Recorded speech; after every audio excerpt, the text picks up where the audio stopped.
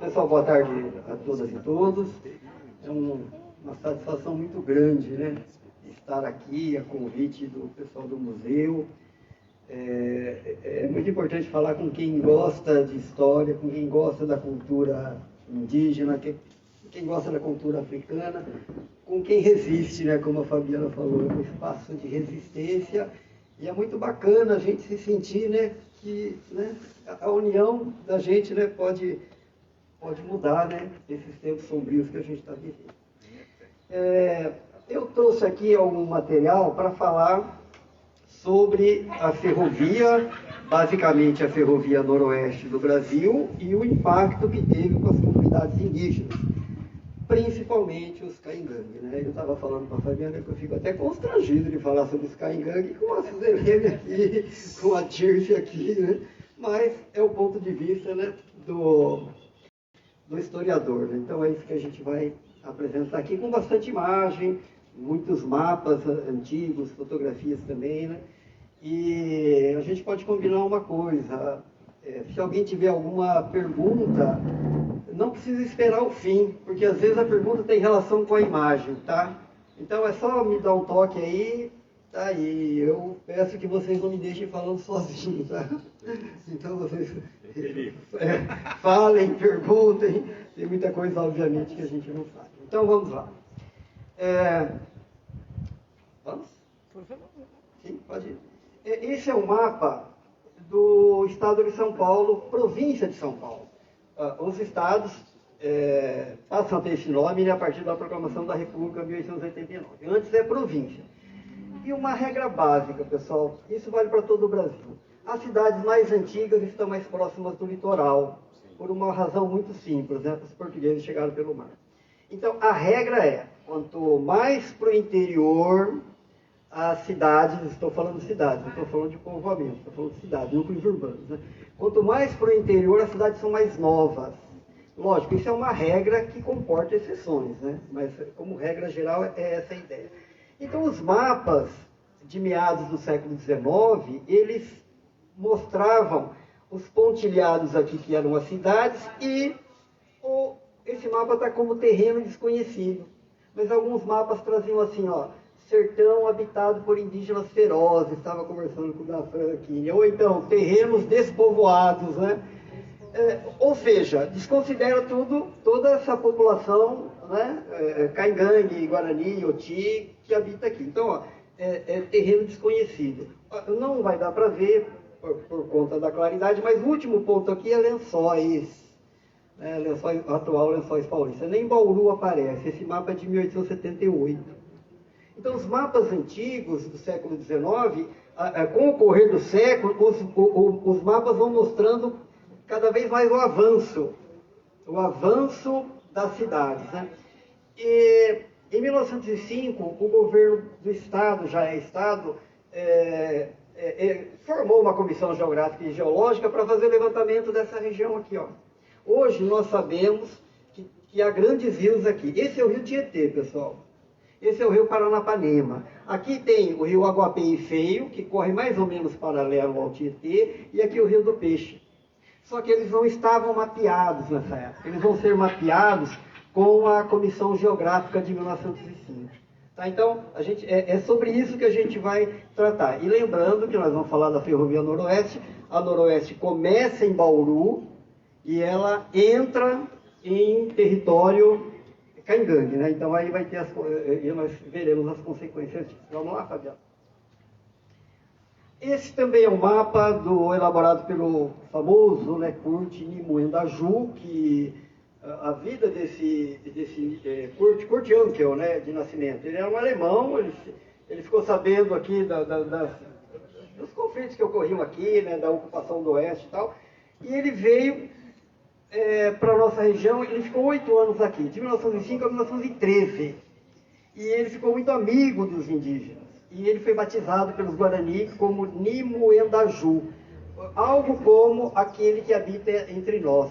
O nome dele, então, é Kurt Ankel, e ele acabou ficando conhecido como Kurt Nimoendaju. Ele morou aqui, ficou amigo como eu falei, das comunidades indígenas, e ele foi um dos pacificadores entre aspas, que fez a atração dos Caingangue.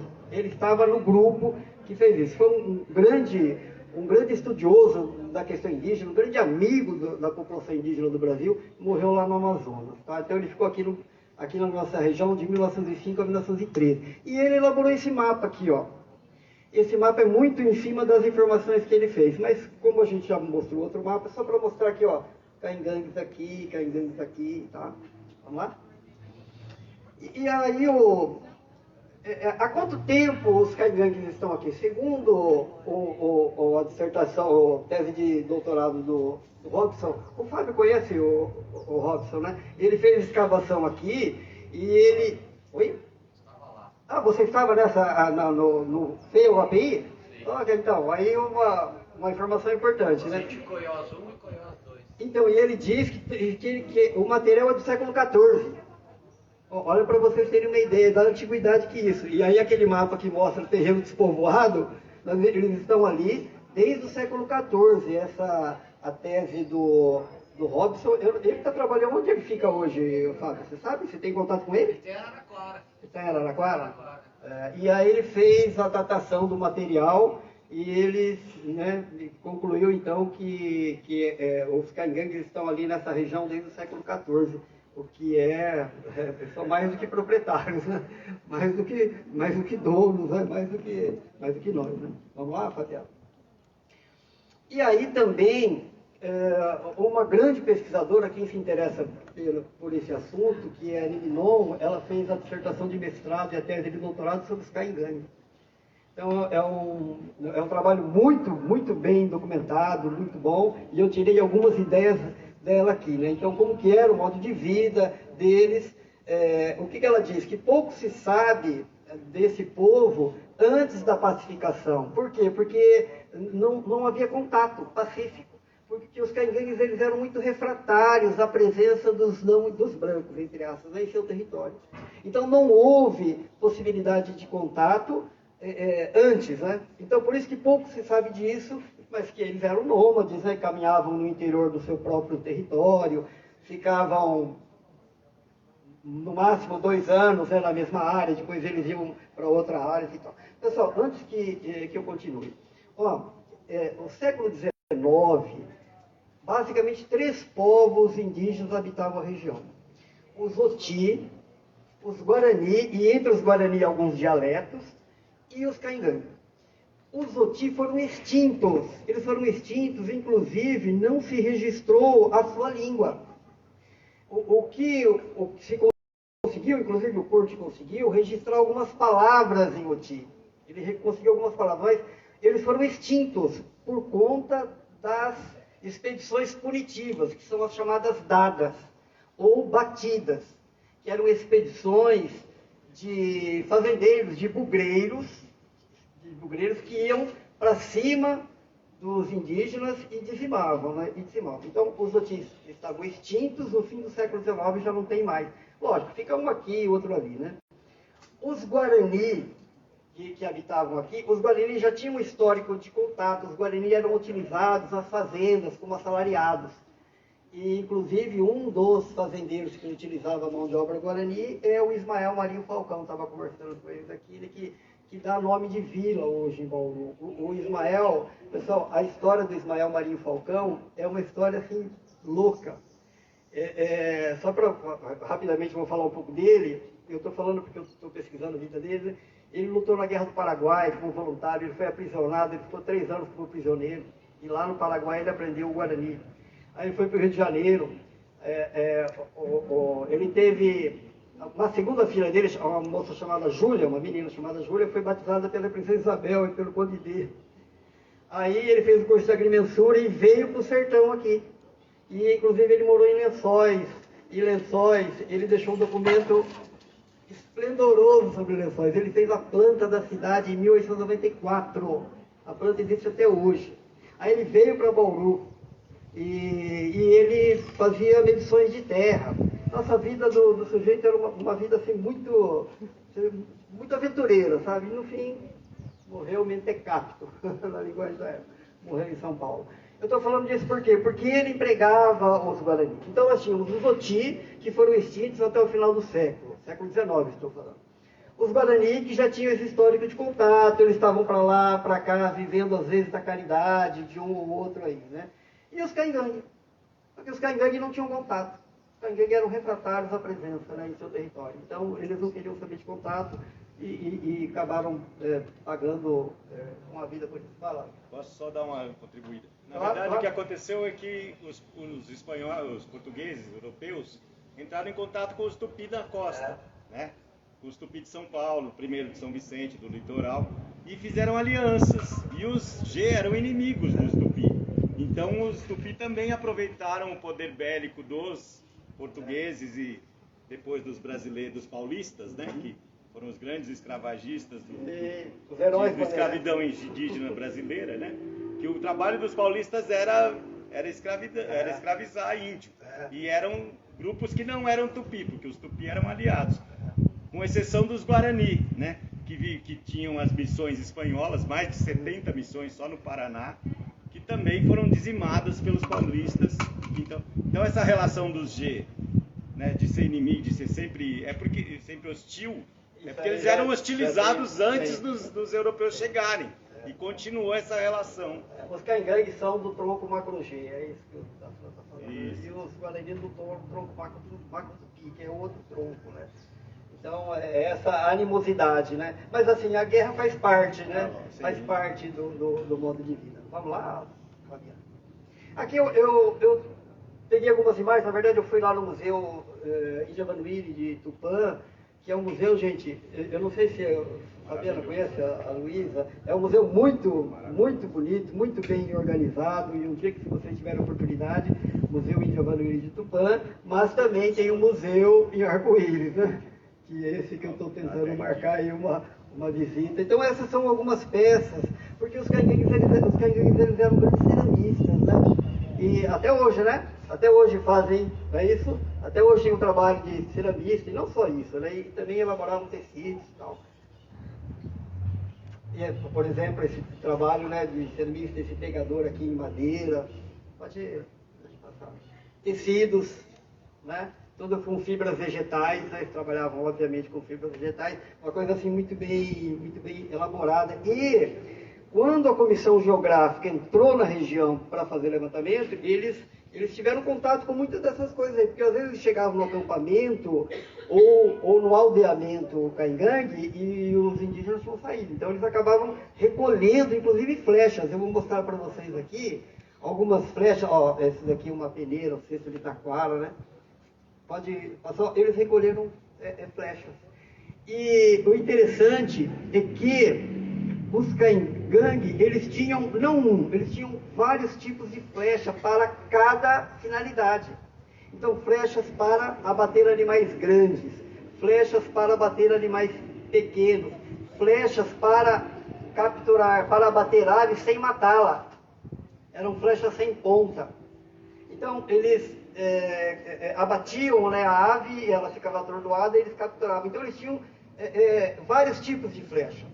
E também eles passam a ter flechas com ponta de metal. Aí vocês podem perguntar, mas onde eles arrumavam metal? Quando começa a ter fazendas na região, eles entravam nas fazendas e eles subtraíam, eu não vou falar roubar nem furtar, porque é sacanagem falar que eles estão fazendo isso, né? Eles subtraíam, por exemplo, um instrumento, uma enxada, uma pá ou a ferragem do carro de boi. É uma troca, né? Pegar as flechas deles e... É uma troca, é um escambo aí, né? Então, com esse metal, eles faziam pontas, além das pontas de osso, né? De madeira. Mas é interessante isso, né? Eles entrarem e subtraírem a ferragem dos carros de boi, ou subtraírem uma enxada, uma pá, para usar aquele metal para fazer a ponta das flechas. Então, eles têm vários tipos de flecha. Esse aqui é do museu da USP, né? E aqui, acho que a outra aqui também, né? As flechas também, as pontas e as penas, né? Das flechas. E esse esquema também é tirado do Robson.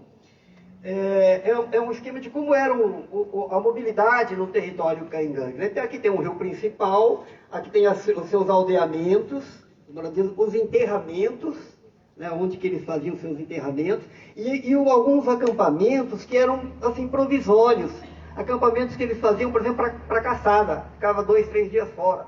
Além dos grandes aldeamentos, que eram grandes ranchos, né, coletivos, havia esses provisórios que eles faziam, e obviamente tinha suas roças e tal. Sobre os enterramentos, a Fabiana pode passar, isso aqui é uma foto do museu, inclusive do Museu Ferroviário lá. Quando houve a pacificação, isso foi em 1912, o primeiro grupo se apresentou no dia 19 de março de 1912.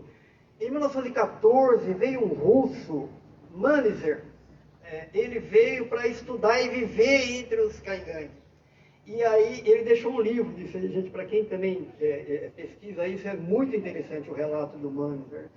E ele ficou 2 a 3 meses entre os caingangues, e ele fez muitos desenhos, e ele conseguiu muitas histórias lá, e ele dizia que o chefe do posto não gostava que muitas pessoas ficassem, então ele ficava só com o intérprete, o russo, o Manizer, mas que o chefe do posto, que era o Capitão Bandeira, que eu tinha comentado com vocês, né, ele era muito cuidadoso nesse ponto, não queria, né, que houvesse uma intromissão no modo de vida do caingangue. E o Manizer, ele fez um desenho, Fabiana, esse desenho que é dele, ó.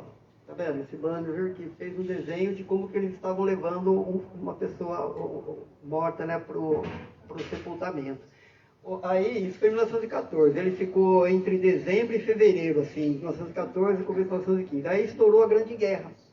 Primeira Guerra Mundial. Ele era russo, ele foi para a guerra e morreu no campo de batalha. E aí, e deixou para a gente esse livro. É um livro pequeno, mas é um livro riquíssimo de informação. Por quê? Porque ele diz que ele ainda conseguiu capturar as ideias, captar muito do modo de vida ainda dos caingangues quando eles viviam nas matas. Por exemplo, quando houve a pacificação, eles construíram ranchos, mas os caingangues preferiam que eles mesmos fazerem os deles. Então ele ainda pegou muita coisa, né, da cultura, digamos assim, original, né, dos caingangues. Então, eu recomendo Os Caingangues de São Paulo. Esse livro aqui é muito interessante. Eu consegui ele no site da editora. Eu não sei se depois eu posso passar a informação para quem se interessar. Eu não sei se é a editora Limandajú ou Caingangue. Tem bastante material deles, né? Sim. Tá meio difícil, mas eu vou tentar explicar aqui, ó. Esse mapa é de 1903, acho que é 3 ou 5. Sim. Veja bem, 1905. A Comissão Geográfica, ela vai fazer esse levantamento aqui, ó. Vai fazer esse levantamento. Então, esse mapa é elaborado por eles, pelos membros da comissão. Essa comissão, pessoal, tinha topógrafos, tinha desenhistas, tinha botânicos, tinha fotógrafos, que eles tiraram muitas fotos. Aliás, a foto mais antiga que eu conheço de Bauru, uma vista geral da cidade, foram eles que tiraram, porque eles ficaram inicialmente acampados aqui em Bauru. Eles ficaram acampados aqui, esperando juntar mais gente, esperando verba, tal, para depois eles irem para o sertão. E aí começou a ter atrito com os trabalhadores da Noroeste, porque é o momento em que os trabalhadores da Noroeste também estão aqui. Então, por causa desse atrito, o chefe do grupo resolve fazer um acampamento fora da cidade. Aí eles tiraram muita foto, e foto de Bauru. Eu não sei se alguém conhece uma foto, acho que vocês já viram, de 1905. É uma vista geral da cidade, é uma foto muito interessante. As várias cerquinhas. Exatamente. Então, parece que é dali do Vista Alegre, parece que dá para ver Araújo Leite. Tem aqui essa foto, será? Tem. Eu não sei se eu... Tem. Gente, se vocês tiverem oportunidade, vejam essa foto, é de 1905. É uma foto muito interessante, porque conta isso mesmo, as cerquinhas ainda, né, de madeira. É uma foto, assim, muito... diz muito, né, do que era a vida, né, no começo do século XX, da vida urbana, né. Vamos seguir. Aqui é só a reprodução do mesmo mapa, mas aumentado. Pode seguir, Fabiana. E aí começa a construção da Noroeste. Ó, lembrando que é uma ideia muito interessante, que é do Odilon Nogueira de Matos, que ele escreveu um livro chamado Café e Ferrovias. Ele vai dizer o seguinte, ó, até a região de Bauru, se a gente puder recuperar um mapa anterior, Fabiana, Pode voltar. Ó, tá bom aí. Ó, até mais ou menos aqui, primeiro são construídas as cidades, depois vem a ferrovia. A partir daqui, primeiro a ferrovia, depois a cidade. Vocês entenderam? Essa é uma ideia muito interessante, porque ele vai falar que aqui a ferrovia precedeu o povoamento não indígena. Então, aqui, por exemplo, até Lençóis, Agudos, a gente pode considerar Bauru. Primeiro veio o núcleo urbano, depois vinha a ferrovia. Tanto que o centro é a igreja. Porque muitas das nossas cidades aqui, elas surgiram a partir da doação de terras que fazendeiros faziam para a igreja. No caso de Lençóis, Nossa Senhora da Piedade. Em Bauru, de Minas Espírito Santo. Em Agudos, eu acho que é São Paulo. Até porque no Agudos era São Paulo dos Agudos, né?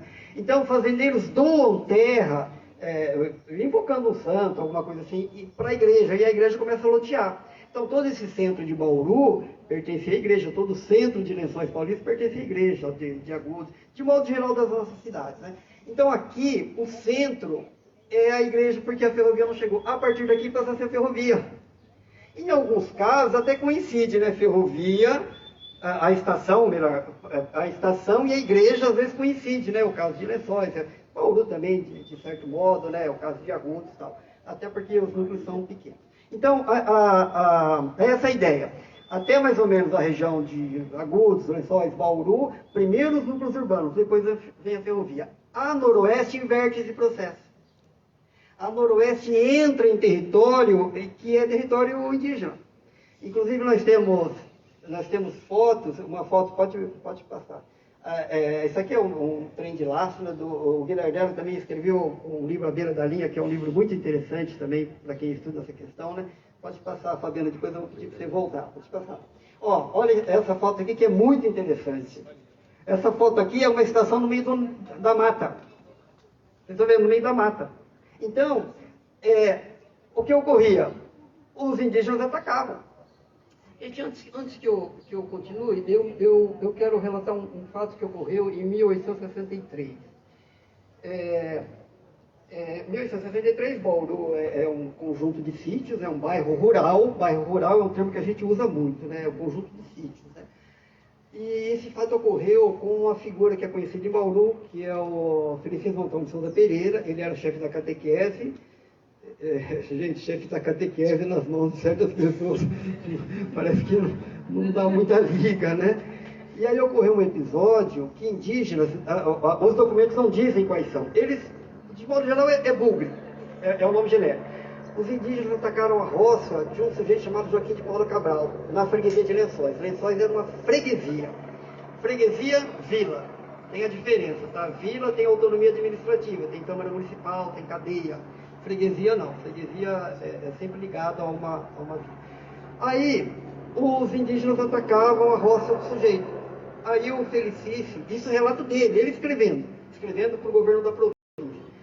Aí ele reuniu um grupo de fazendeiros, todos armados, obviamente. Aí ele diz assim, olha, vocês vão atrás desse grupo que atacou, mas vocês vão e chamem-os à fala.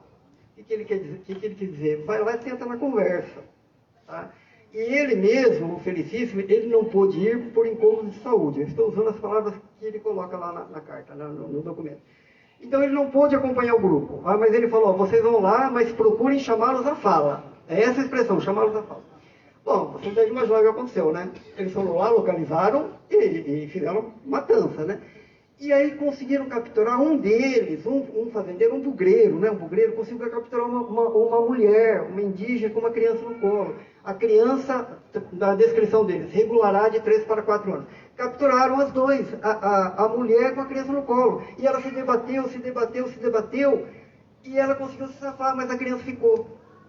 A criança ficou e foi trazida para a freguesia de Lençóis, que o Lençóis era um núcleo urbano, pequenininho. Eu estou falando muito rápido. Tudo bem? Estão conseguindo acompanhar? Tá. Aí o que aconteceu? A criança foi levada para o núcleo urbano e todo mundo queria a criança, como se fosse um souvenir de guerra. Eu quero. Aí a carta do Felicíssimo é isso, ó. Ele escreve para o governo da província, ó, o que a gente faz? A criança está aqui. Eles deram o nome da criança de Eugênia. Isso foi, pessoal, em 1863. Ela vai ser criada, vai apagar a cultura indígena dela, vai apagar os traços indígenas, ela vai ser criada como uma boa cristã. Pessoal, eu sei que muitos de vocês já ouviram relatos assim, minha avó, minha bisavó foi pega laço. Pessoal, isso ocorria. A gente tem vários casos disso. Esse é um exemplo. Mas voltando à história. Ela foi batizada como Eugênia e na época não se usava acento circunflexo. Você lê como Eugenia. Gente, Eugenia. Eugenia, pureza de raça, essa palavra não existia ainda. Olha que ironia. A palavra só vai existir em 1883. E esse fato ocorreu 20 anos antes. Deram o nome da menina de Eugênia.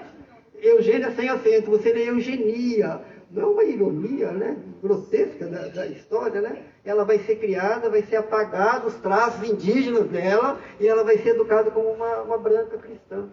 Então, esse episódio, assim, quando eu li isso me impactou muito, sabe? Mas olha só que, né? Que coisa assim, impressionante. Oi? Praticamente mítico. Não, veja bem, né? De você... Eu acho essa coincidência muito... Né? Eles estão antecipando uma palavra que ainda não existia. Estão antecipando sem querer, eles anteciparam a palavra.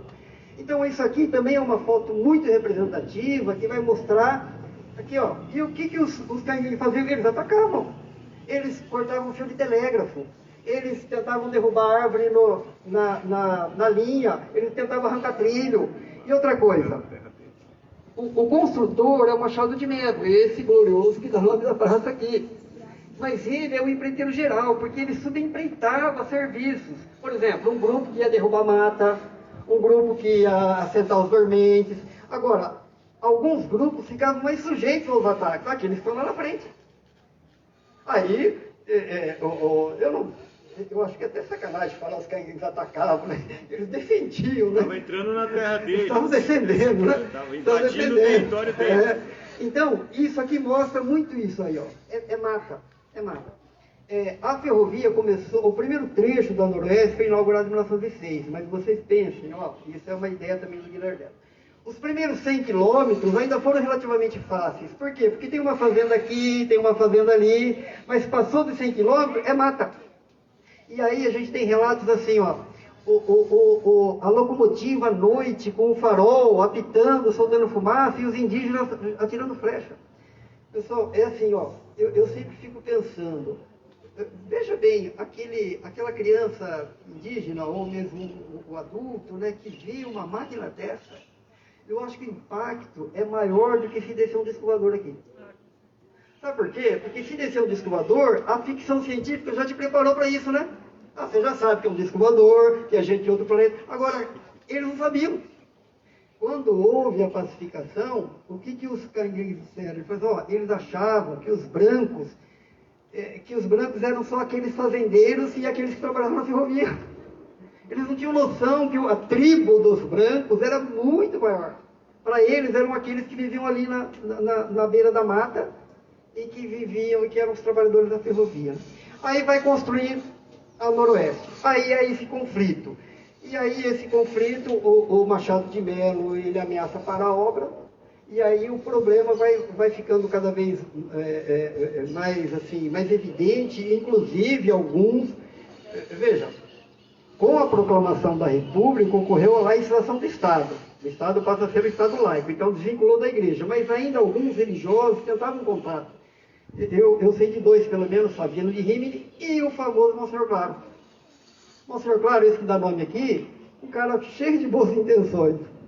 Mas ele entrou no território, ele achou que ele podia catequizar, que ele podia fazer um contato amistoso com os cainguengues. Ele arrumou o seu grupo, eles desceram em 10, depois um desistiu, eles ficaram em 9. Eles desceram e ele levava com ele, além de um caboclo, 8 indígenas Guarani, e entre esses Guarani, 2 ou 3 que já tinham participado de expedições punitivas contra os cainguengues. E os relatos dizem que os cainguengues eles guardavam fisionomia. Então aqueles caras estavam ameaçados de morte. E quando o Monsenhor Claro vai fazer a expedição, várias pessoas, inclusive o Ismael Marinho Falcão, que eu acabei de citar, falou para ele, você pode entrar, mas não leve esse e esse e esse. Resultado, o padre levou, e depois de 25 dias de viagem, descendo o Rio Guapeí Feio, a expedição foi atacada e morreram exatamente aqueles que eles tinham falado, que era o capitão Honório e o Inácio, né, Inácio Gomes. Morreram 3, 2 indígenas Guarani e o Monsenhor Claro, né? Morreu na expedição, os outros conseguiram se safar, e eu penso assim, que os cainguengues até deixaram eles embora, porque eles atacaram por uma margem do rio. Se eles tivessem matado todo mundo, eles teriam feito uma emboscada das 2 margens, atacado, e não tinha como, porque o grupo restante, eles dividiram em 2 grupos para voltar numa fazenda, e ficaram 6 a 7 dias na mata. Era muito fácil, alvo muito fácil para os cainguengues, eles deixaram. Até por conta disso, né? E esse episódio ocorreu onde hoje é o município de Alto Alegre. Até lá na beira do rio, hoje eu tive a oportunidade de ir lá, tem um túmulo do Monsenhor Claro. E os funcionários da prefeitura, que foram muito simpáticos, me levaram até lá, um local de difícil acesso. Eles acreditam que o Monsenhor Claro está enterrado ali, eles fazem, sabe, umas romarias. Eu fiquei até constrangido de falar, gente, não tem ninguém aqui. Como eu não queria abalar a fé de ninguém, eu fiquei na minha, eu falei, tudo bem. Aí, mas o corpo dele não apareceu, desapareceu, né? E dos 2 indígenas Guarani também. Enfim, é isso. Então, a ferrovia está entrando aqui, tá? Nesse território. Sim. Eram quantos, mais ou menos, os cainguengues? Boa pergunta. Deixa eu só tomar uma aguinha. Quando houve a pacificação, diferente do que muita gente imagina, não havia um grupo só. Eram vários grupos e cada um com seu chefe, chama de ricaquê, né? Então, calcula-se que tinha 8, 9 grupos que eram rivais entre si. Entre os cainguengues? Sim. Então, o dia 19 de março de 1912 foi a apresentação do primeiro grupo, que era o menor. Porque o capitão Bandeira conseguiu reunir todos eles e contou em torno de 200 pessoas nesse grupo. E ele falava que era o menor. Nos relatos do capitão Bandeira, ele vai falar que é uns 700, 800. Pelas fontes que a gente tem hoje, dá para falar que era mais. No total, nessa época, lembrando que muitos já tinham morrido por conta de ataque. 1.500, 2.000. Divididos em 8, 9 grupos. Repito, que eram rivais. Não todos contra todos. Às vezes 2 eram aliados e os rivais dos outros. Entendeu? Então, eu acho que a gente pode considerar de 1.500 a 2.000. Divididos em vários grupos. Tá? Vamos seguir? Então, eu estava falando aqui, uma citação do Odilon, ó, que eu falei que a ferrovia precedeu o povoamento, a ferrovia antes do povoamento. E aí fica muito, muito fragilizado, né? A situação dos trabalhadores e tal. E aqui é um mapa da via férrea, antes da Noroeste, nós estamos mais ou menos aqui, ó, então a Noroeste vai fazer isso, ó. Ela acompanha mais ou menos o Tietê, tá? Vai acompanhar mais ou menos o Tietê. O primeiro trecho é 1906. Ela chega na divisa em 1910. Então além disso, tem as doenças, né? Leishmaniose, né? Tem essas doenças, a úlcera de Bauru, que todo mundo já ouviu falar, né? Eram doenças que, aliás, o Hospital Santa Casa de Bauru surgiu para tratar, né? Para tratar dos doentes da ferrovia. Né? Começa a surgir. Pode seguir. Aqui é uma propaganda do jornal, do Correio da Noroeste, se não me engano, acho que foi o jornal que foi uma pesquisa que eu fiz aqui. Mostrando a modernidade dos trens, né? Trens modernos, né? Trens assim, luxuosos e tal, que ia levar, né, a civilização aí para esse sertão paulista. Vamos seguir. Isso é uma foto que foi publicada no jornal O País do Rio de Janeiro. É uma foto de um grupo de bugreiros. Então, o líder é o tal do Joaquim Barbosa, é um grupo de bugreiros. Bugreiros eram aqueles matadores de indígenas, tá? Eram responsáveis por limpar a área. Inclusive, a Noroeste do Brasil, a gente tem relatos, ela contratava bugreiros. E, às vezes, trabalhadores da ferrovia, eles eram armados com a função de limpar a área, né? De trabalhar como bugreiro. Então, isso aqui é uma foto, pode avançar, e aqui tem uma outra foto, ó, eles estão em pose, tá vendo? Com armas, assim, uma foto rara, ataque aos índios no aldeamento, né, chefiado por Joaquim Barbosa. Foi publicado no jornal O País em 1911. Pode seguir, Fabiano. Aí a questão é, a ferrovia está avançando no sertão, os indígenas estão sofrendo com isso, estão atacando e tal. Aí a questão é, o que a gente faz? Né? O que as autoridades começam a pensar? Havia alguns, inclusive pesquisadores, que eles falavam, não tem jeito, tem que acabar com eles. Que os caingangues não são, entre aspas, catequizáveis. Então a solução é acabar. Tinha gente que defendia isso, né? E outros falavam, não, vamos tentar, né? E foi nessa que o Monsenhor Claro, inclusive, perdeu a vida. Então era uma ameaça à ferrovia. E aí, na época em que havia uma religião oficial no Brasil, como eu falei no período imperial, a importância dos religiosos. Mas agora, a proclamação da República, entram os civis a jogar. Então, os civis começam a fazer esse papel e alguns militares. Os Guarani já estão civilizados. Já tem, como eu falei para vocês, já tem um contato, né, frequente. Os Otis estão extintos. A questão é o que fazer com os caingangues. Essa é a questão, né? O que fazer. E aí, foi nesse contexto que foi criado, por inspiração do Marechal Rondon, que dá nome de rodovia aí, né? Foi criado o Serviço de Proteção aos Índios e Localização dos Trabalhadores Nacionais. O título, o nome já diz muita coisa, né? Vamos transformar o índio em trabalhador, né? Do trabalhador, né? Do ponto de vista do não indígena, né? Que é o SPI, que hoje é a FUNAI. Tá? O início lá foi criado, e a boa parte da sua composição era de militares, e aí substitui a catequese por uma política leiga, né? Uma política laica, né? O Estado vai tentar fazer alguma coisa. Transformar o índio num trabalhador nacional, tendo em vista essa separação igreja-estado, né? Vamos lá? Aí pode seguir. Aí o que ocorre? Aqui eu mostrei onde é Bauru. Aí o grupo de pacificador, eles ficam sabendo que houve um ataque caingangue aos trabalhadores da ferrovia, onde hoje é Promissão. E aí eles resolvem montar um acampamento lá, no local do ataque.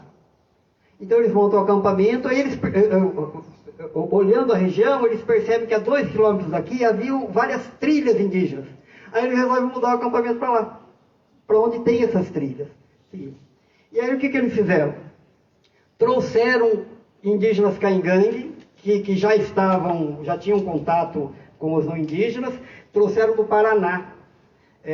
Por exemplo, um grande nome aqui, esse Veguimão, ele era um cacique no Paraná. Aí veio o Tucutem, Veguimão e Caitu, esses 3 eram do Paraná. E aí, alguns indígenas que viviam escravizados, o pessoal está falando escravizado em 1910, 1911. Inclusive a Índia Vanuíri, a famosa Índia Vanuíri. Então, esse grupo seria um grupo de intérprete, porque os pacificadores não falavam a língua, né? Então, trouxe esse do Paraná, mais esses que viviam escravizados nas fazendas da região, e eles montam um acampamento de atração, para atrair os caingangues. Vamos lá? Eu não sei, eu não estou controlando o horário, está tranquilo? Aí eles montam um acampamento, à margem do Ribeirão dos Patos, a 2 quilômetros da estação, que foi o inicial. E aí, isso foi em meados de 1911. E eles desmatam uma área, planta lá, faz uma roça, e nesse momento os militares saem da jogada e entra outro grupo. O chefe desse grupo era um ex-militar, Manuel Silvino Bandeira de Melo. Eu tinha citado para eles aí o capitão Bandeira. Esse capitão, pessoal, ele foi um grande amigo dos indígenas. E por conta disso, ele perdeu a cabeça, né? Por conta disso ele foi cortado. Ele era um grande amigo dos indígenas, o Manuel Silvino Bandeira de Melo. E aí tem uma foto muito legal. Isso aqui é dos caingangues que vieram do Paraná, que eu falei para vocês, o Veguimon e os seus 2 auxiliares. Eles vêm do Paraná para fazer o trabalho de intérprete. Aí eles fizeram isso aqui, ó, fizeram vários ranchos e deixaram uma árvore com um mirante. Eu acho que tem uma outra foto melhor, né? Aqui também é do museu, olha, tá vendo, ó? Essa também é a foto do Museu Ferroviário. Aí eles fizeram uma escadinha, tá vendo aqui? Dá para ver a escadinha? E lá, um mirante lá em cima. Aí um subia lá, um caingangue, esse do Paraná, há relatos que até a Vanuíri subia, e eles começavam a gritar quando eles viam o movimento na mata. Ó, acho que tem até a expressão, eu ia até falar. Eles falavam essa frase aqui, que eu, obviamente eu não vou me atrever a ler, né? Mas a tradução é: o homem branco é bom, o amigo, não tenha medo, chegue-se a nós, o que é, obviamente, uma propaganda enganosa, né? Pode se aproximar, nós somos amigos. Quando eles viam um movimento na mata, assim, eles começavam a gritar: ó, pode se aproximar, pode se aproximar, pode se aproximar. E eles ficaram em torno de 8 a 9 meses no acampamento. Aí eles faziam expedições à mata. Às vezes faziam expedições e encontravam um rancho indígena abandonado, por conta da aproximação deles. Aí o que eles faziam? Eles deixavam presentes lá no rancho. Deixavam presentes e continuavam. Então eles ficaram vários meses até que no acampamento pressentia-se que os índios estavam cada vez mais próximos. Pessoal, esse relato é tirado desse autor, que é filho do Capitão Bandeira. Por quê? Quando houve a pacificação, o Capitão Bandeira, ele trouxe a sua família, ele morava em São Paulo, trouxe a sua família para morar. E entre os filhos havia o Darcy. Ele era um garoto, então ele conviveu com os Canhães, com os garotos Canhães. Quando ele ficou velho, já de idade, ele escreveu suas memórias. Isso é muito interessante. Só uma pergunta, e onde que eles se radicaram aqui no interior? Aqui? Eles se radicaram, a família deles? Ah, do Bandeira de Melo? Isso. Não, acho que aqui em Bauru não tem, mas... Não, aonde aqui, nessa região? Onde hoje é Promissão. Ah, tá, naquele acampamento. Sim, sim. Só que depois, eu vou falar, depois, esse território que seria para os Caingangues era um território muito rico, uma terra muito boa. Foi alvo de especulação imobiliária. Entendeu? E aí os especuladores, e eles eram apenas Caingangues, né? Aí eles acabaram perdendo e foram para outra área. Entendeu? Inicialmente ali. E só como curiosidade, o Capitão Bandeira, a mulher dele também veio. Ela tinha 32 anos e 8 filhos.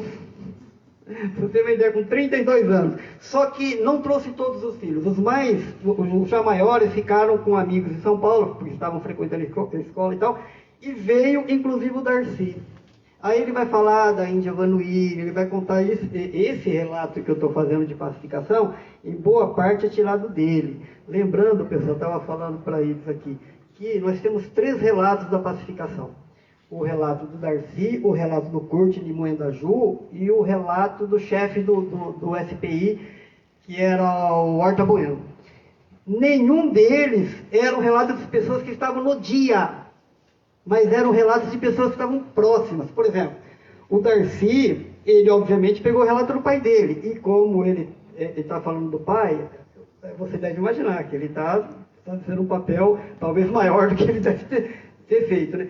O Curte fazia parte do grupo dos pacificadores, só que quando chegou o primeiro grupo Caingangue, ele não estava lá. Inclusive ele vai lamentar, então ele escreve assim, ó: eu que tanto fiz pela causa da pacificação, naquele dia infelizmente eu não estava. Mas ele pega o relato dos amigos que estavam. E o chefe do SPI, que vai ouvir esse relato dos seus subordinados. Então nós temos esses 3 relatos. Tem uma pouca diferença entre um e outro. Tá? Pouca diferença entre um e outro, esses relatos. Vamos seguir?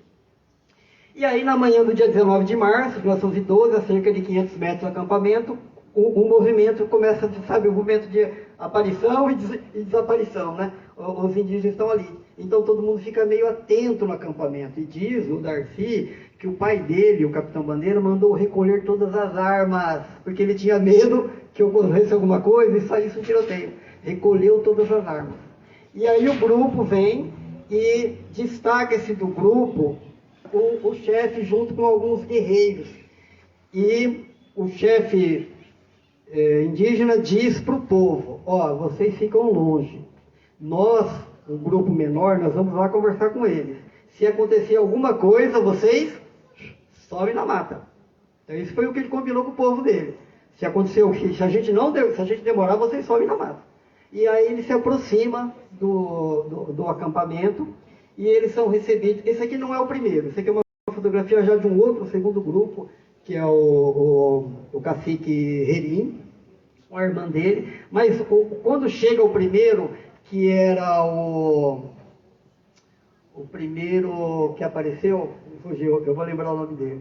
O que os militares, o Capitão Bandeira, que é a formação militar, ele pega uma bandeira do Brasil, né? Põe, como está aqui, inclusive, e tem uma vitrola, eles tocam o hino nacional. Sabe aquela coisa de militar positivista, né? Hino nacional, tudo aquilo. Aí eles tocam e aí começa esse contato, né? Aos poucos, eles vão se aproximando.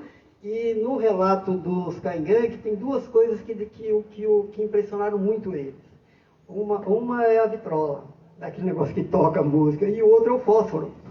Gente, vocês imaginam como o fósforo muda a vida, né? Como mudou a vida. Então eles ficaram impressionados com o fósforo, né? E com a vitrola. Aí o primeiro, essa é a Vanuíri, ó. Uma rara fotografia dela também. Nós temos algumas fotos geralmente a foto que a gente tem é só um 3x4 dela aqui. Né? Aqui ela está de corpo inteiro, tem uma outra foto que ela está de costa. E acabou virando uma lenda, né? A Índia Vanuíri acabou virando uma lenda. E aqui já está o pessoal aqui já aproximando, já estão distribuindo presentes. E essa aqui é a Vanuíri, está sentada de costa, tá vendo? Ó. E aí o grupo... Tá. Aí o que acontece? Houve a pacificação do primeiro grupo, aí... O pessoal do acampamento vai e começa a visitar os outros grupos e eles conseguem atrair. Aos poucos eles vão atraindo, mas com essa animosidade entre eles. Com essa animosidade entre esses grupos. Aí vai atraindo e eles ficam com a terra, mas como eu falei para vocês, a terra era uma terra muito valorizada na agricultura e por pressão dos fazendeiros, especuladores, eles tiveram que ir embora. Aí eles vão para a terra que eles estão hoje, né, que é Icatu e Arco-Íris. A foto é de quando? Essa foto ela é de 47, mas ela foi tirada no momento da pacificação. Quando que houve? Foi em 1912. Então, porque eu estou achando interessante a roupa, né? A questão de eles estarem todos em roupa já, né? Sim, mas assim... Já tinha um convívio aí. Então, mas é que o primeiro grupo...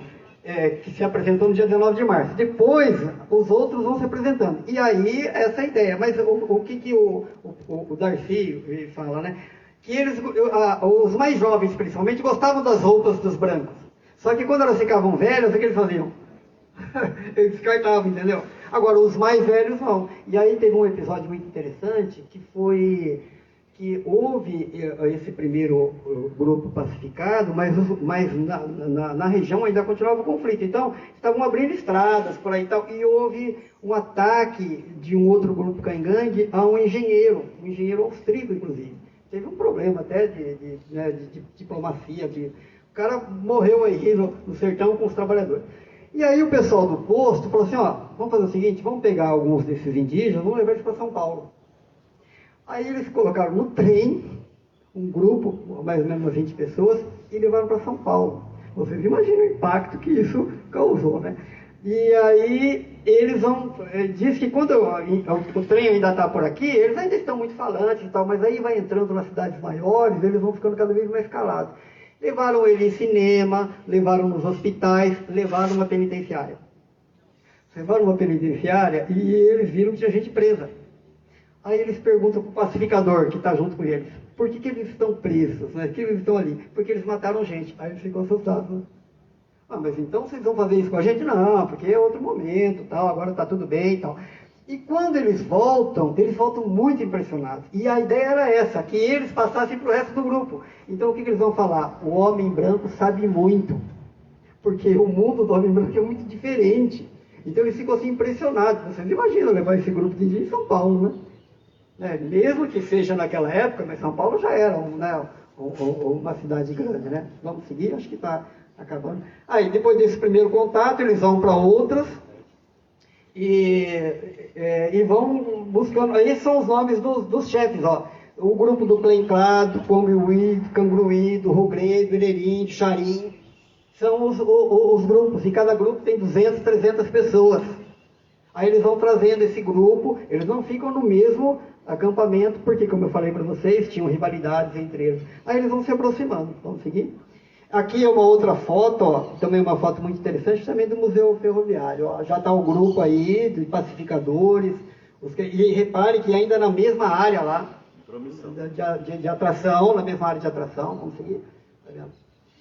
Aí, o chefe, o primeiro é o Valwin. Em alguns livros, Valvin ou Valwin, foi o primeiro que chegou com o seu grupo. E o Bandeira de Melo, tá vendo? Aí tem o nome dos outros aqui, ó. O próprio Valwin nos confessava que o seu grupo era o mais fraco de todos, dando, no entanto, para cada um deles apenas 100 pessoas. Encontramos para os 6 grupos reunidos 700 indivíduos. Como eu falei para vocês, hoje a gente sabe que é mais, né? Em torno de 1.500. E aí, quais são as explicações que se dão dos pacificadores para a aproximação do primeiro grupo? Ele era o mais fraco. Então, o que eles pensam? Ele se aproximou para fazer amizade com a gente, porque aí nós vamos enfrentar os outros. Entendeu? A gente se fortalece e vai enfrentar os outros. Então, essa é a explicação, obviamente não é a explicação dos cangangues, né? É a explicação deles. Então, nós nos fortalecemos e aí nós vamos ficar superiores aos grupos que são hoje mais fortes do que nós. Né? Vamos seguir? E aí, em 1916... o médico visitou também o acampamento e ele tirou algumas fotos, né, já tem alguns anos de contato, de pacificação, ele tirou algumas fotos dos caingangues, né? Pode ir, olha que já está acabando, umas fotos de pilando aqui, tá vendo? Pode seguir, tá vindo aqui também, outros, inclusive com papo. Acho que é a última. Uma garota. Aqui eles já estão há alguns anos lá no acampamento. Aqui também a foto do museu, né? Estou fazendo, né, trabalho de tecelão. E aí onde eles estão hoje, né? Que é Icatu e Vanuí, ó. Estão aqui. Se bem que aqui em Alaribá, embora seja de maioria Guarani e Terena, ainda tem uns caingangues, né? Só que a maior parte deles está aqui, né? Em Arco-Íris e Braúna. Sim? E aí eu recolhi alguns nomes, até como curiosidade. Quem que recolheu? Eu recolhi na deles. Né? O Maneser, no livro dele, ele coloca alguns nomes. O Geraldo de Paula Souza, esse médico que visitou o acampamento, ele recolheu alguns nomes com a idade, porque como ele era médico, ele foi, né, conversando, vendo se tinha alguma doença, tal, ele foi fazendo. E aqui em Duzoti, ó, também tem alguns nomes recolhidos. Isso aqui é mais com curiosidade, como que é o nome, né? O nome que eles se dão, né? Se dão. Seguindo, Fabiano. O Bandeira de Melo também recolheu alguns nomes. O Horta Barbosa também recolheu alguns nomes aos chefes. Pelo relato do Horta Barbosa, Iacri, Dorarim, Charim, Valvim, Carex e outros. É isso.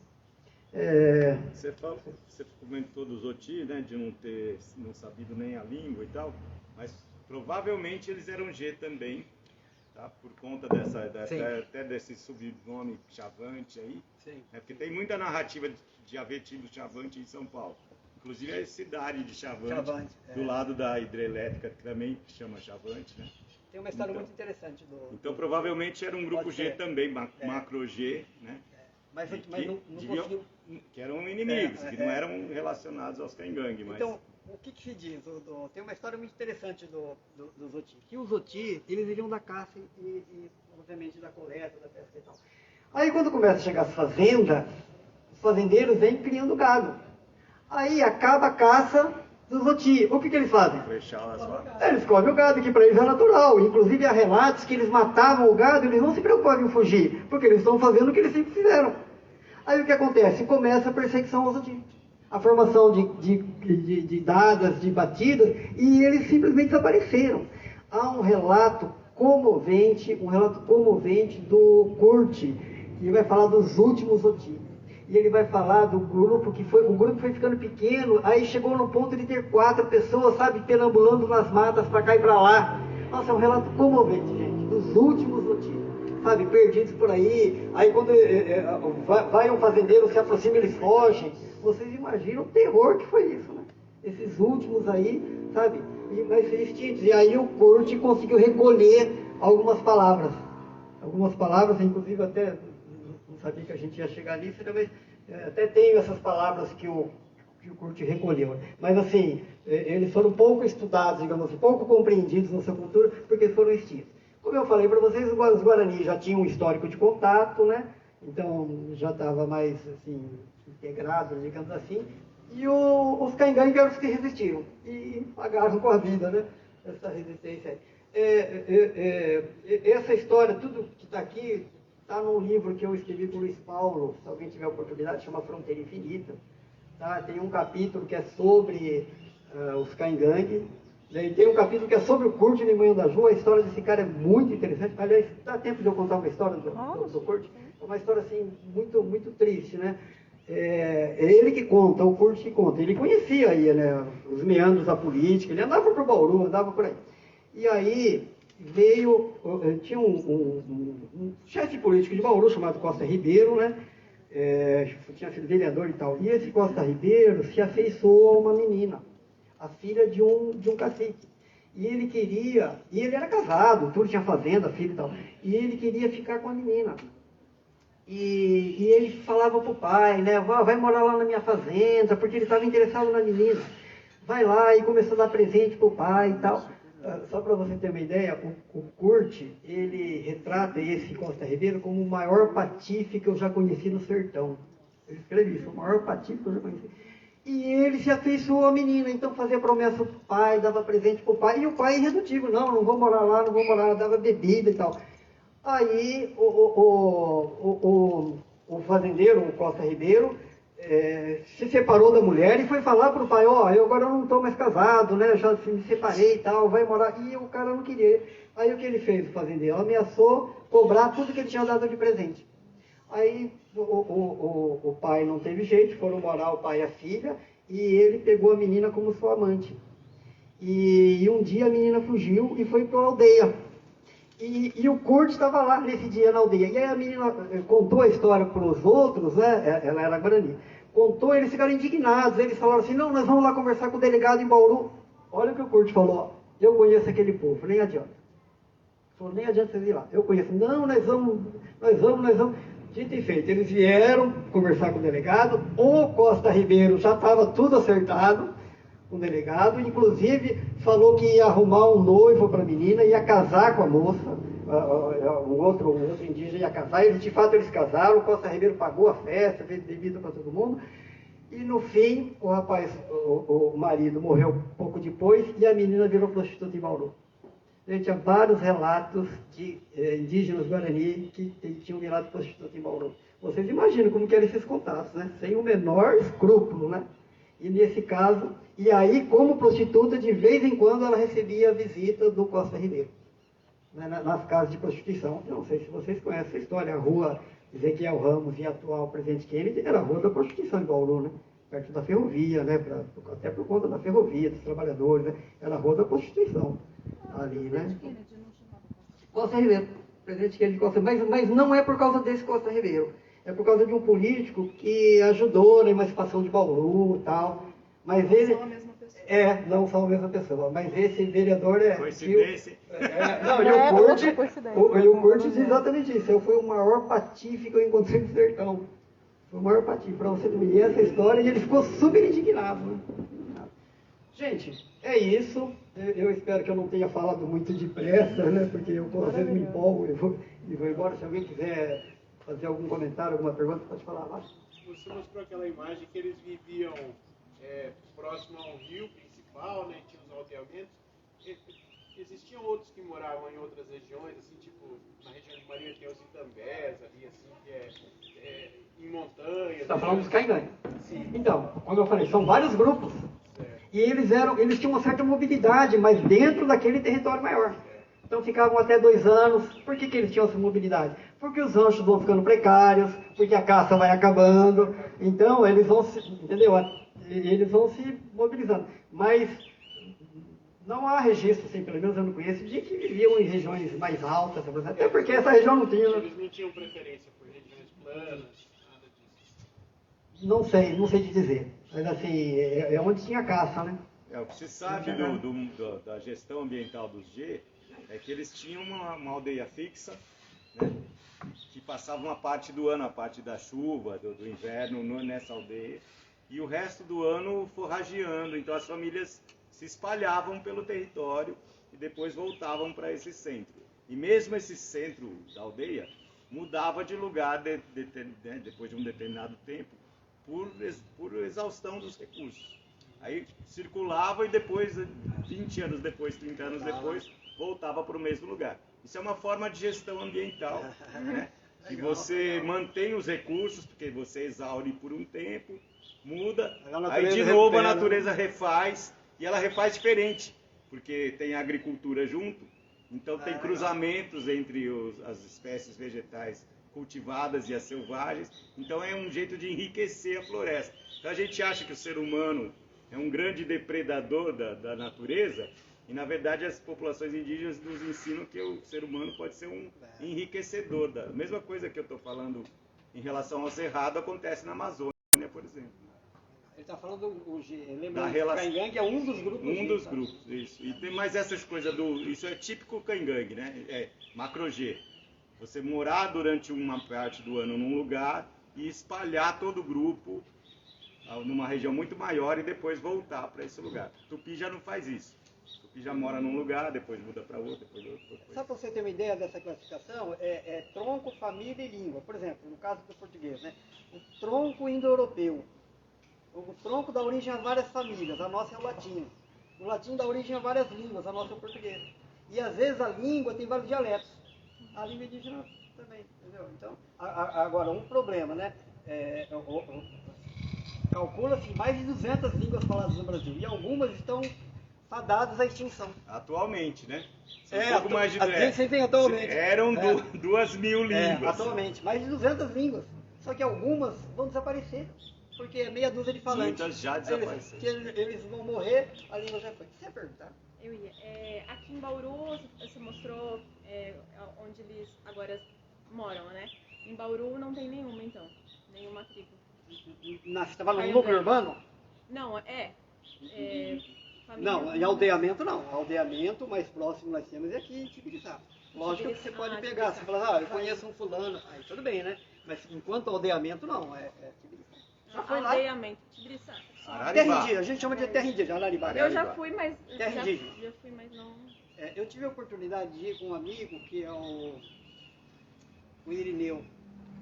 O Irineu, e a gente entrou, porque ele tem parente lá, né? E a gente entrou naquele fundão. Gente, foi uma experiência muito interessante, porque nós chegamos na casa de um amigo dele e estava um casal de terenas. Ele tinha 94 anos, e a mulher tinha 90. E eles não falavam português. Nossa, foi muito enriquecedor para mim, porque eu fiquei assim, babascado, né? Então, assim, o morador da casa, que era parente, a gente perguntava pro morador, o morador perguntava na língua terena, ele respondia e ele passava na gente, né? Você pensa assim, como é que pode, né? Então, e a mulher, no mutismo, a mulher ficava assim, ó, ela ficava aqui. A mulher ficou o tempo inteiro assim, ó. Não olhava nem pro lado. A gente estava ali, tá? O homem, ela falava um pouco mais, a mulher ficava assim, ó. E eu me lembro de um relato do Tidei de Lima. O Tidei de Lima, o João Francisco Tidei de Lima, o professor que escreveu uma dissertação de mestrado muito boa. E ele foi, na época, foi na década de 70, a dissertação dele é de 78, e ele localizou uma caingangue que é ainda da época da pacificação. E ele foi tentar conversar com ela, mas ele disse que ela não saiu do seu mutismo, ele não conseguiu arrancar nada dela. Porque, segundo o João Francisco, eles não gostam de falar dos seus mortos. Então, ele não conseguiu tirar nada dela. Ela ficou, nas palavras dele, ela ficou no mutismo, né? Então, o mais próximo que tem é aqui de Tibiriçá. Entendi. A terra indígena de Araribá. Outra coisa. Oi? Araribá. Não, o nome é Araribá, mas eu acho que o município é Havaí, né? Isso. O município é Havaí. Havaí é uma palavra guarani, né? Tupi-guarani. Quer dizer homem pequeno. E outra coisa, a FUNAI que você falou foi por conta dessas 3 tribos que se originou. Inicialmente o SPI. O SPI foi criado em boa parte por conta dos conflitos aqui pela Noroeste, pela Constituição Noroeste. Então, é SPI. Depois é que vai se tornar FUNAI. É bem depois, acho que é na época da ditadura militar. A partir do SPI. Então, do SPI, Serviço de Proteção aos Índios e Localização dos Trabalhadores Nacionais. O nome diz muita coisa. Nós vamos transformar um indígena em trabalhador nacional, ou seja, alguém que preste para alguma coisa, entendeu? Alguém que preste, essa é a ideia, né? Alguém que preste para alguma coisa. Então vamos transformar ele num trabalhador nacional. E a gente tem relatos assim, tem muitos documentos disso, viu, gente? A internet tem, felizmente, tem muita coisa, né, que enriquece. Os indígenas atacaram aqui nas terras de Agudos, e aí um vereador, aliás, um dos um dos pioneiros aí de Agudos, Faustino Ribeiro da Silva. Ele escreve, faz uma petição, ele era vereador nessa época em Lençóis, para construir uma colônia agrícola na Serra de Agudos, na Serra dos Agudos, ele fala, né? Por quê? Porque você pode aproveitar os indígenas para trabalhar na terra. Então essa é a ideia, entendeu? Em vez deles ficarem roubando, entendeu, a nossa produção, vamos pôr eles para trabalhar. Mas aí, no fim, não há registro de que tenha sido feito. Há tentativas de aldeamento, várias tentativas de aldeamento. Você sabe que grupo era esse que estava em Agudos? Não, então, como eles são fazendeiros, os fazendeiros não têm essa percepção de quem é esse e quem é aquele, né? Então, para eles é tudo bugre, entendeu? O nome genérico é tudo bugre. Lembrando que eu falei do Feliciano Antônio de Souza Pereira, que era o chefe da catequese. Eu fico pensando em que situação é o chefe da catequese, né? Chefe da catequese, né? Comandando o bugreiro e tal, né? Então tem gente que acha que o Felicíssimo é um digno representante dos bugreiros. Talvez, no meu ponto de vista, os dois maiores bugreiros é um sujeito chamado Adão Bonifácio Dias, o apelido dele era Adãozinho Bugreiro, e o Luiz Wolff, Luiz Alemão. O Luiz Wolff era um outro bugreiro. Ele teria nascido, ou embora seja o apelido alemão, mas talvez na Suíça. Então ele era conhecido como Luizinho Alemão, Luiz Alemão, o nome dele é Luiz Wolff. Também era um bugreiro, Luiz Luiz o quê? Wolff, W-O-L-F-F. Era um bugreiro também. Tem vários aí, Francisco Rodrigues de Campos, era bugreiro, Antônio Caetano era bugreiro. Adão era Adão o quê? Adão Bonifácio Dias. Adão Bonifácio Dias. Era um bugreiro. Eu perguntei sobre aquela questão, porque assim, eu sei que historicamente, né, a ferrovia nossa foi construída no Noroeste, né? Ela foi construída cheia de, ela é muito sinuosa para aproveitar as regiões onde tem rio, né? E aí isso então foi terrível, porque aí é exatamente onde eles moravam. Não, inclusive, ela teve que ser refeita em vários trechos, porque foi muito mal feita a primeira. Depois deu muito problema, aí tiveram que refazer, sabe? Por conta disso, não foi mal planejada. Aliás, o sistema ferroviário paulista, de modo geral, foi mal planejado por quê? Porque ele acompanhava as manchas de terra roxa, onde tem café. Aqui, acho que vocês talvez se lembrem disso. Nas ferrovias, muitas foram bancadas por fazendeiro. O fazendeiro fala, eu vou ajudar a bancar, mas eu quero que a ferrovia passe no meu... Começou com Mauá. No meu fazenda. Não, mas aqui estou falando em São Paulo. Então, elas não havia um planejamento. O que acontecia? Elas seguiam o café. E como o café também, às vezes, vai desaparecendo, a ferrovia entrou num rápido processo de obsolescência. Vai ficando obsoleta. Tá aí hoje, né? Então, por quê? Porque não havia planejamento. A ideia era, vamos seguir o café. Vocês imaginam que era transportar o café daqui de Bauru até o porto de Santos sem ferrovia, né? Vai para Jaú, em Jaú vai pelo Rio Tietê, vai até São Paulo, entendeu? Até a ferrovia. Então, as nossas ferrovias, elas, inicialmente, só estou falando em São Paulo, a ideia é transporte de café. E aí em Bauru nós temos 3, né? Em 1903 chega Sorocabana, 1905, perdão. Sorocabana em 1905, a Noroeste começa a ser construída, o primeiro trecho em 1906 e a Paulista em 1910. Aí a Sorocabana vem lá de Botucatu, São Manuel, Alfredo Guedes, né? Agudos é uma cidade interessante porque ela tem 2 ferrovias. Né? Tem a Sorocabana, que funciona até hoje, e tem a Paulista, que está desativada. É um ramal. Sai de Pederneiras, vai para lá. Sim. Então, não sei se alguém conhece Agudos, tem 2 estações e elas estão praticamente uma de frente para a outra. Muito legal. Uma de frente para a outra, assim, questão de 1 quilômetro. Só que a Paulista está desativada. O prédio está lá. E aí em Bauru, então, são 13. É uma das coisas que explica o crescimento de Bauru e tal, né? Por conta de ter 3 ferrovias aqui, né? E a Noroeste sai aqui e vai para o sertão. É muito interessante essa ideia, né? E de entrar no território cangangue, né? Gente, eu tô por conta aí, viu, Fabiano? No tempo de vocês aí, tá? Se tiver mais dúvida, fiquem à vontade. Mas assim, eu só quero dizer, deu para ter uma ideia, de modo geral, assim, do processo? Nossa, sensacional. Legal. Tem condições da gente ter essa apresentação? Não, fica aí, à disposição aí. E, ó, Massa eu isso. me coloco à disposição, se alguém quiser entrar em contato, eu tenho material, tem livros, como eu falei para vocês. O último livro que a gente lançou é um livro que pode ser baixado gratuitamente. Tem a versão, estava falando para o Wagner e a Regina, tem a versão física em livro, essa é comercial, Fronteira? né? É o Fronteira? Não, outro. chama Tempos de Violência. E tem uma versão que pode ser baixada gratuitamente. O livro se chama Tempos de Violência. E o que eu pesquisei nesse livro? Os inquéritos policiais, processos criminais, sabe? Então tudo que ocorria na região de crimes, negócio assim, era bravo, viu, gente? É o Pulp Fiction de Bauru, né? Hã? Pulp Fiction de Bauru. Não, mas é assim, pega a região, então é mais ou menos 1910, 1920. E se alguém tiver interesse, chama Tempos de Violência, editora Mireveja. Pode ser baixado gratuitamente a versão né, digital. Muito legal. E a gente está aí até com outro, estava falando para eles, eu estou escrevendo sobre o Monsenhor Claro. A história do Monsenhor Claro também é muito interessante. E a história do Falcão. Fabiana, esse Ismael Marinho Falcão é uma figura muito interessante. Só para vocês terem uma ideia, uma das filhas dele foi batizada pela Princesa Isabel. Pelo Conde Lima. Interessante, né? Está lá no registro batismo, Princesa Isabel. Tá? Vamos aguardar o livro aí que pode nascer. Vamos aguardar o livro que Então, vai eu mandei nascer o pra texto, pesquisa. mandei para a editora. Muita gente pergunta assim, mas é difícil escrever? Sim, do meu ponto de vista. O difícil não é escrever o livro, o difícil é publicar. Entendeu? Viabilizar a publicação, porque tem todo o custo, né? Às vezes a gente leva prejuízo. Gente, é isso. Obrigado aí pela atenção de vocês, tá? Valeu! Uhul!